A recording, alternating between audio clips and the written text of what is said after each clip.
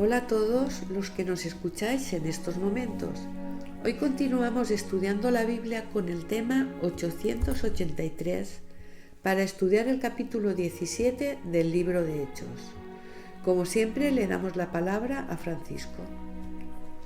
En este capítulo 17 vamos a encontrar a un Pablo con amplios conocimientos culturales, enfrentándose a los grandes filósofos griegos. Volvemos a repetir que el territorio que estamos estudiando en este libro de Hechos se centra entre una parte de la Europa oriental actual y una Asia occidental también actual. Todos estos territorios eran la cuna de la sabiduría en aquellos tiempos. Todas las ciudades visitadas por los evangelizadores, especialmente Pablo, están centradas en estos territorios y enfocadas a los gentiles, los cuales estaban bebiendo de las fuentes griegas.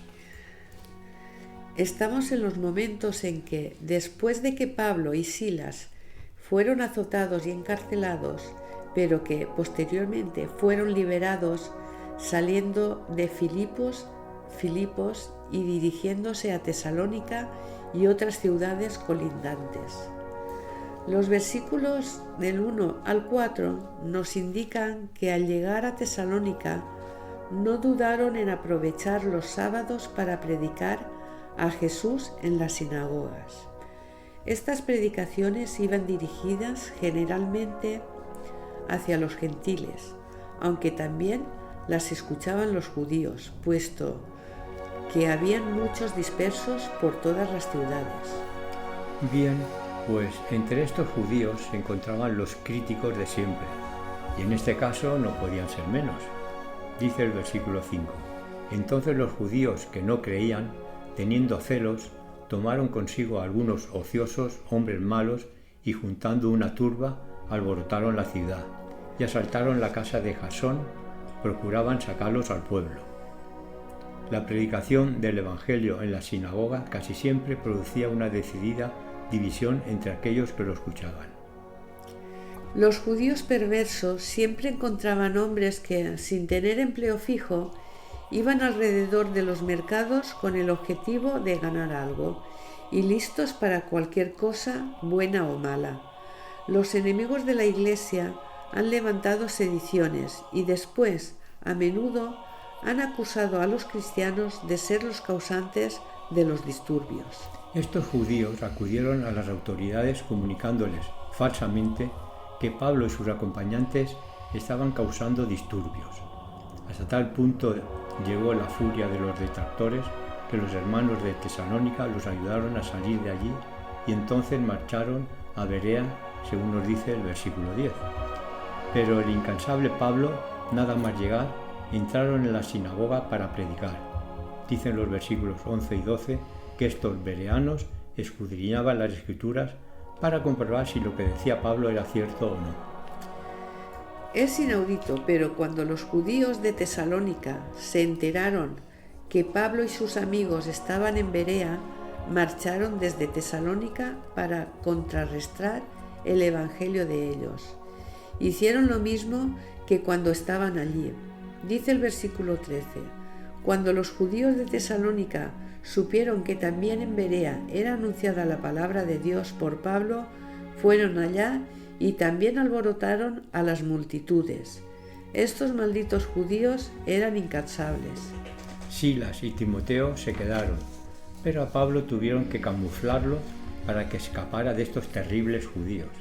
Entonces Pablo se dirigió a Atenas.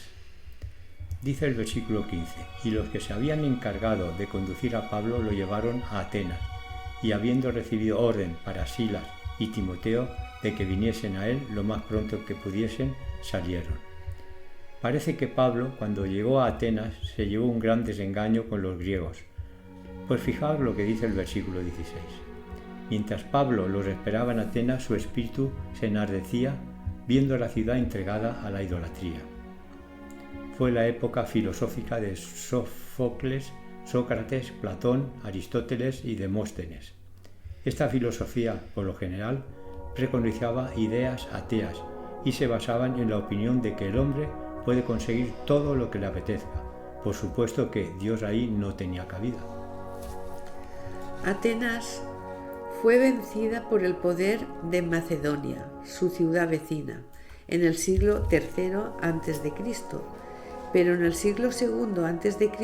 fue incluida en el Imperio Romano. Atenas, hoy capital de Grecia, en los días de Pablo ya no poseía un poder político efectivo, pero aún era reconocida como el centro intelectual del mundo y considerada como la ciudad universitaria del Imperio Romano. Su población en aquel tiempo era de unos 250.000 habitantes. En la actualidad, su área metropolitana tiene unos 6 millones de habitantes. Es una de las ciudades habitadas más antiguas del mundo, con más de 3.000 años de antigüedad.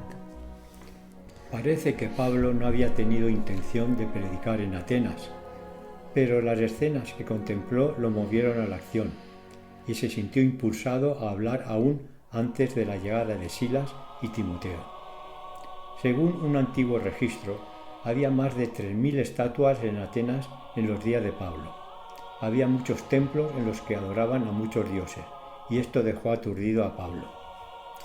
Bien, pues no hemos podido acabar el estudio de este capítulo 17, por lo que mañana intentaremos acabarlo con el tema 884. Bendiciones y hasta mañana.